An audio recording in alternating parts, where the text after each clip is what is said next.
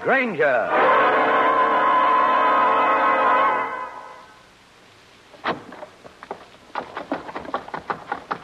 He saw me. Let's find a policeman quickly.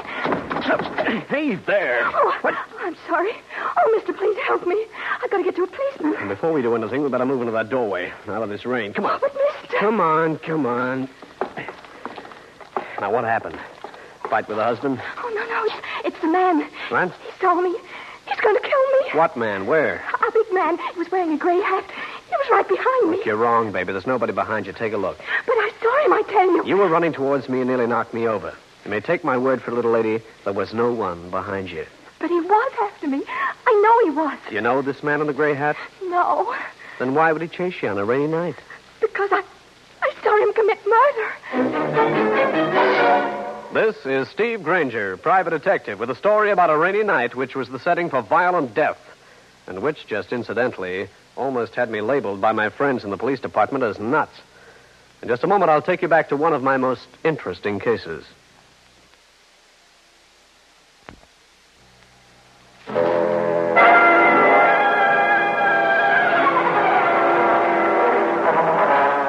I took a good look at the young woman who'd bumped into me in the rain and found a blonde youngster in her early 20s dressed in nothing but a drenched summer dress which clung to her skin like a label to a perfume bottle. Mister, please. Now, where did you see this man in the gray hat commit murder? From my apartment. Now, what's your name? Pat Benton. Yeah. Please look back again. I'm sure he's following me. Pat, there's no one else around. Now, come on. Let me take you home. Oh, but I'm frightened. I can't go back there. Look, baby, I'm Steve Grainger, private detective. We'll see that you're safe. Then you can tell me the whole story. If it holds together, I'll call in the law. Now, is that a deal? Well, yes. Okay. Now, let's hurry. You're soaking wet. I went ahead of the girl and checked her apartment. It was empty. Then, while she changed into some dry clothes, I looked it over. It was typical of hundreds of New York apartments. One room, doubling for living and sleeping. A window that looked out over a fire escape and 3 lines of dingy laundry. The window opposite was dark. Well, I feel better now, Mr. Grainger. Well, you'll look a little bit better, too. Now, suppose you tell me how you happened to witness a murder. Well, it was just a little while ago. You see, when I've got nothing to do at night, I sit by the window and look out over the court. You look into other tenants' windows? Oh, it's a harmless diversion, and you'd be surprised what you see. I can imagine. Go on. My room was dark. I turned off my lights. There was a man in a chair by the window just opposite. That one? The one that's dark? Yeah. He was reading. Then he got up and went to the door and opened it. A man and a woman came in. This was the man in the gray hat? Yeah. Can you describe the woman? She was wearing a blue dress and a white stole. It looked like it was made out of linen or something. You see her face? No. And they just walked in and killed this man. Was that it? Oh, no. It wasn't like that at all. They seemed to be very good friends. The man had been sitting by the window mixing drinks, and as they talked, the woman sat opposite him. Did it look like they were having an argument? Oh, no. Suddenly, the man in the gray hat moved around to the back of the other man's chair. The woman looked up at him and nodded her head. That's when I saw the knife. All right, go on. He plunged it into the man's back. Mr. Grainger, it was awful. I've never seen anything like that before. How did the killer happen to see you? Well, I was leaning out of my window.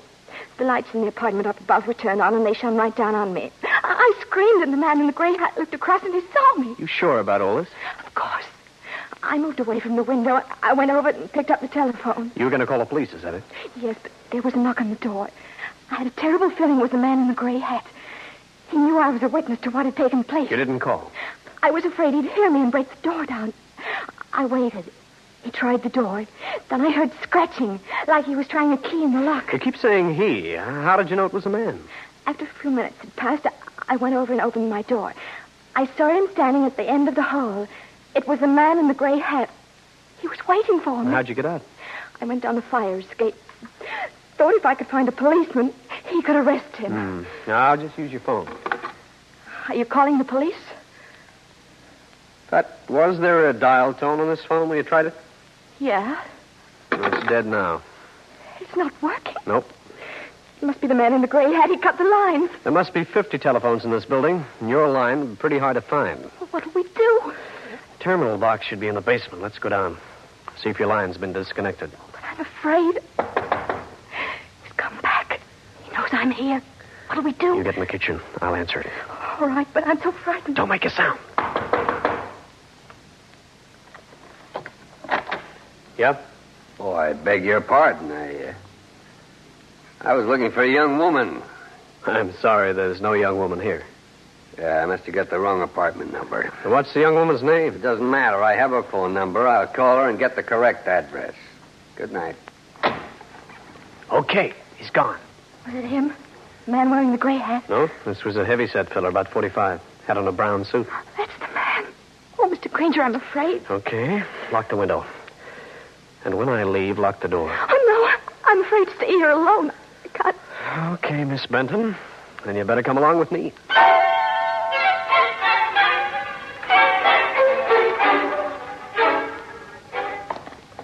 It's dark down here. Let me see. No terminal box on this side. Mr. Grainger, don't you think you ought to call the police? Just a minute, Pat. Oh, here it is.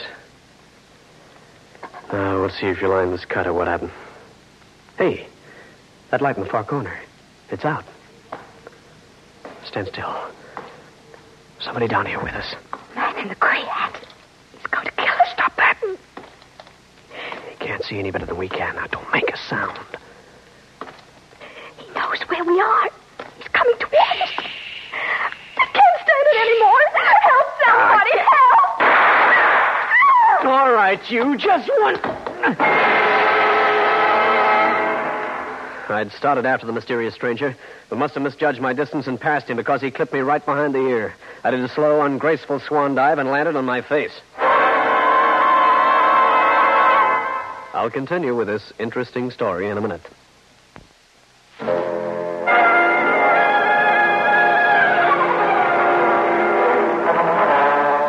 I came to in the basement of Pat Benton's apartment house. Groaning, I got to my feet and found the light switch. A dim glow flooded the basement with a bilious yellow light. Pat Benton had disappeared.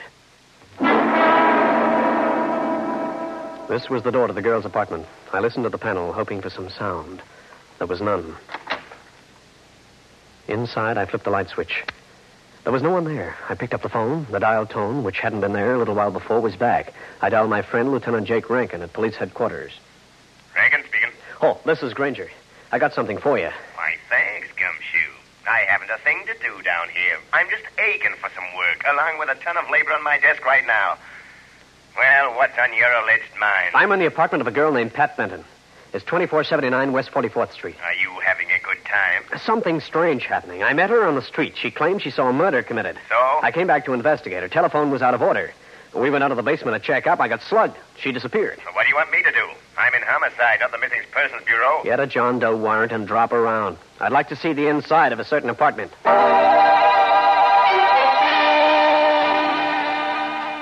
Okay, so you went downstairs to check the telephone. You got hit. You woke up. The girl was gone. She was sitting right here by this window. She claimed she saw a man stabbed by another man wearing a gray hat. There was a woman with him. Where? Over in that apartment across the court? Yes, bright eyes. How about dropping over and paying a visit? I notice there's a light now. It's been dark until just a few minutes ago. Yeah, I don't know, Grainger. Barging into apartments at this hour of the night. Hey, suppose the girl was a crackpot. She was plenty frightened, but she wasn't a crackpot. Now, how about it? All right, I'll go along with you. This once. Now, this must be it. Let's see. This is funny. Name on the plate says Hannah Rosalie. The Benton girl gave me the impression that a man lived in this apartment. So what? Let's take a chance anyway. With shots in the basement, you'd have a legitimate reason to ask questions. Right. Somebody's home, all right. I can hear him rustling around. Who's there? Police department. Police? What's wrong? I'm Lieutenant Rankin, ma'am. We got a report there'd been some shots fired in this building. Shot? Yes. Have you heard anything? No, not a thing. How long have you been home? Why, I just got in a little while ago. Would you like to come in and look around? In case you think I've been indulging in a little target practice. Well, Miss Rosalie, Maybe we ought to look down in that areaway, Lieutenant. Might spot something. Yeah, you're right.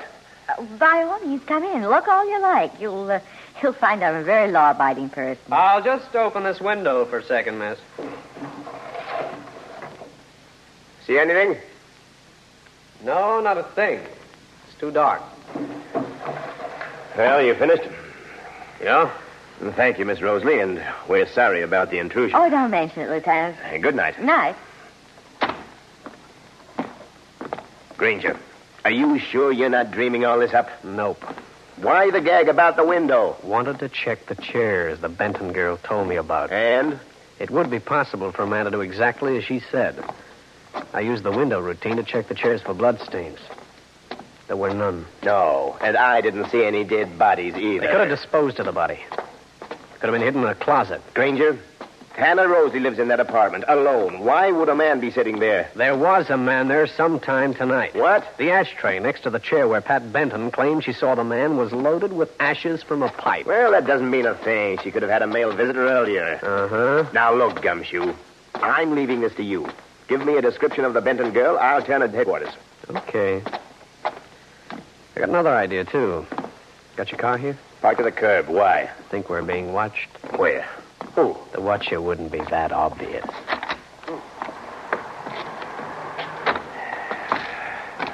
Car's over there, by that fire hydrant. I'll go with you. But drop me off at the next corner. Coming back here? What have I got to lose? I rode to the corner with the police lieutenant, got off, walked into a phone booth, and dialed a number. A minute later, I was talking to Cal Hendricks.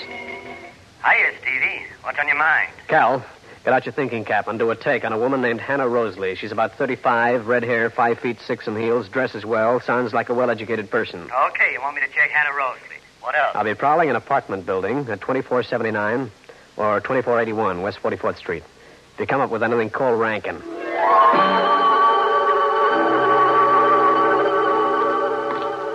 I moved out of the drugstore from where I'd phoned the newspaper man and back towards 2481 West 44th, block away. Close to the building, I got a break. The man scurried out of 2479 and went next door to 2481, and I recognized him. It was the man who'd been looking for Pat Benton when I answered the door of her apartment. This was interesting. 2479 was Pat Benton's building. 2481 was the building in which Hannah Rosalie had her apartment. The one where Pat saw a murder committed. It looked to me that the tale for the man in the gray hat was in order. In just a minute, I'll bring you the climax of the case.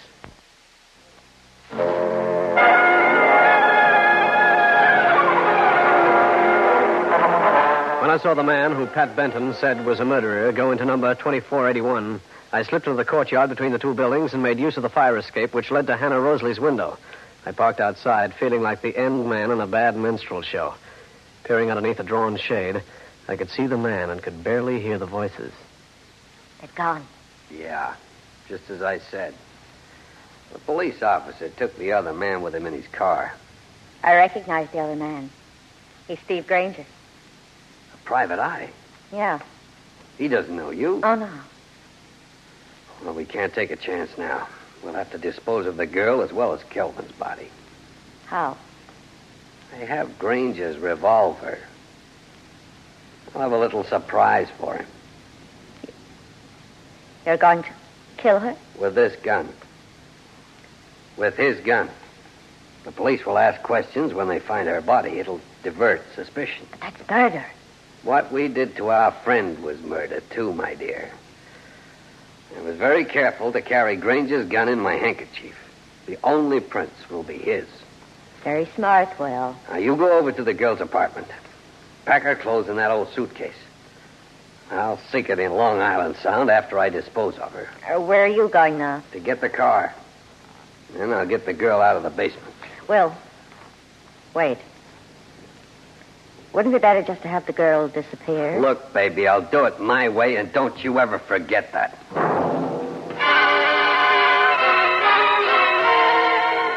I'd heard enough. The spot where Pat Benton was being held prisoner. It took 2 minutes to get over to 2479 and down the steps to the cellar. I remembered seeing a doorway that led into a laundry room, probably filled with automatic washers and whatnot, and figured it as a logical place to hide the girl. This was the laundry room. Over in one corner, there was a pile of linens. Underneath, I looked into the frightened eyes of the Benton girl. Take it easy, Pat. I'll have you out of here in 2 seconds.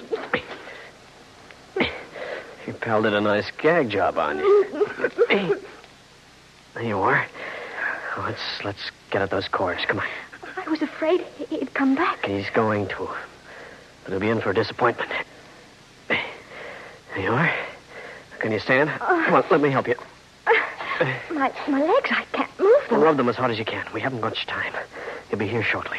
How did you find me? Never mind. Keep rubbing. Oh, they sting. Try walking. I'll help you. Come on. I've had a foot go to sleep, but nothing like this. Yeah. Uh-oh. Hold it. It's your friend. We're going to find a place to hide. Over there behind the furnace. Now move as softly as you can. Quick, and don't make a sound.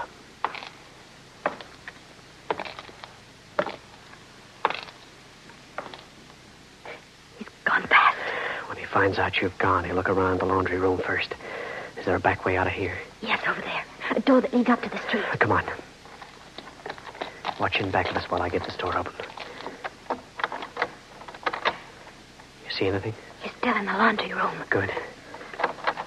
Now, hurry up. And if he sees us, you run while I distract him. Grab a taxi and go to police headquarters. Tell Lieutenant Rankin what's happened. All right. Go on ahead of me. He turned around. He's turned around. He's seen us. Yeah. Right, come on. Let's move, girlie, fast. Where? To the police? No. First to my apartment.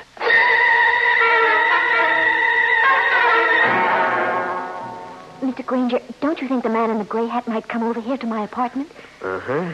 That reminds me. A gun? That's right. This trip will take no chances. And I want to make a phone call.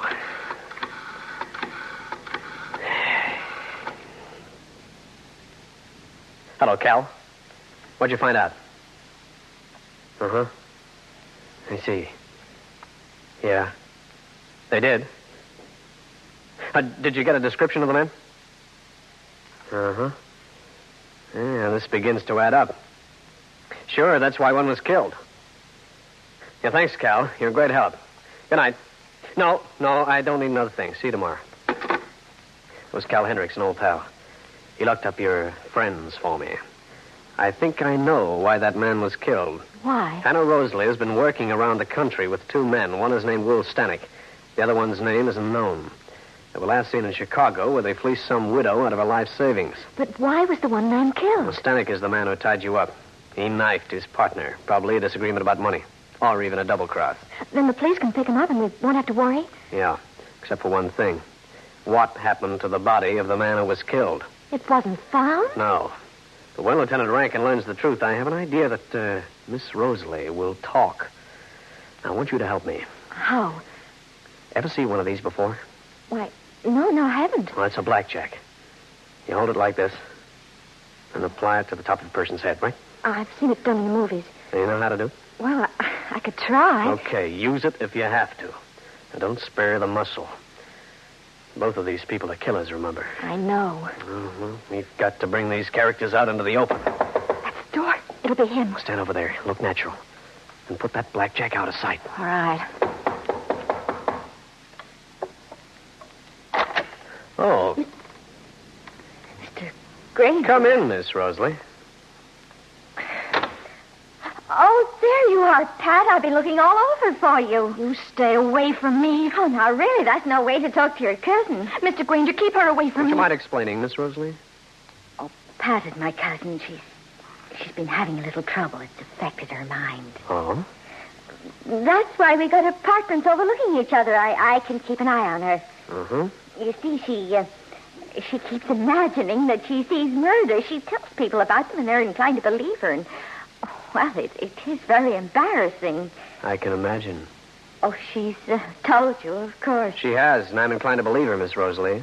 Particularly when she mentions a stabbing in your place. Oh, really, now, I'll just have to take her home if you don't mind. I definitely do mind. Because your little gag won't work, Miss Rosalie. I don't have to stand for this, you know. Miss Rosalie, when you came to the door, you knew my name. Even though I wasn't introduced when Lieutenant Rankin and I were at your place earlier. But nothing. I perched on your fire escape. I heard you and Will Stanek talking about this girl. That's what... Yes. That's what happened. And you and your partner guessed it. That's why you're here, pretending to be her cousin. You want to get her out of here so he can kill her. I'm leaving. No, you're not. You're staying. There's a certain police lieutenant who wants to chat with you, baby. Look, Just stand still, Mr. Grainger. It's the man in the gray hat. Yes, my dear. You gave me quite a chase. You're a smart character, Stanek. You got in here and hid in the kitchen, right? Right. And before you make the mistake of reaching for that gun, I'll take it. Here we are. Wow. Nice little party I'm having tonight. Even if two of the guests are uninvited. Quiet. Hannah, get the girl out of here. My car is around the corner on the side street. Now, hurry. You're quite an organizer, Stanek. Go on, Hannah, hurry. Have you a gun? Yeah. Good. If she makes any noise or tries to attract attention, you know what to do. Yeah. Please, Grainger, no moving around. I don't trust you. Thanks. I didn't think you would. You won't be long, Will. Not more than a few moments. Drive around the front. The police don't know my car. Very well. Come on, Miss Bantam. Mr. Grainger. Go with her, baby. Well, this makes it just you and me, Stanek? Yeah, and I haven't got much time. Would you stand over there? Yeah. I'd be glad to. Let go. You wouldn't shoot. And you know it, wouldn't I? Oh. I don't think so. Now for Hannah Rosalie.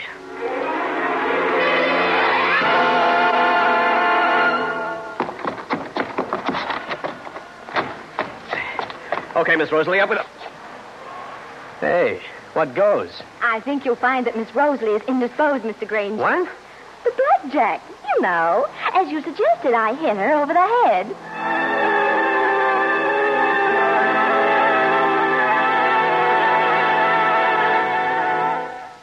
Well, friends, that's the story. I'll be back to wrap up the case in just a minute. Hold on.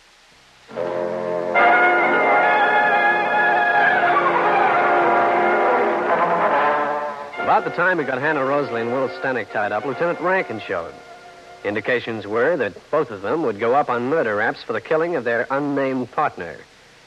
Rankin phoned for transportation, after which we went downstairs once more.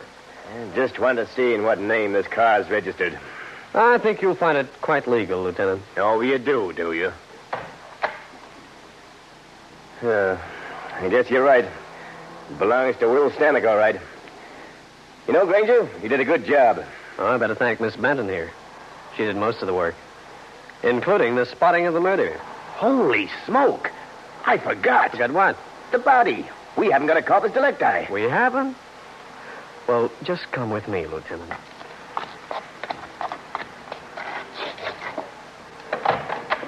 There you are, Lieutenant. In the trunk compartment. Well, I'll be a monkey's uncle. But, Lieutenant, that's what I always thought you were. Steve Grainger again. You've just heard one of the most interesting cases in my files. And I'll have another one for you. So be around next time.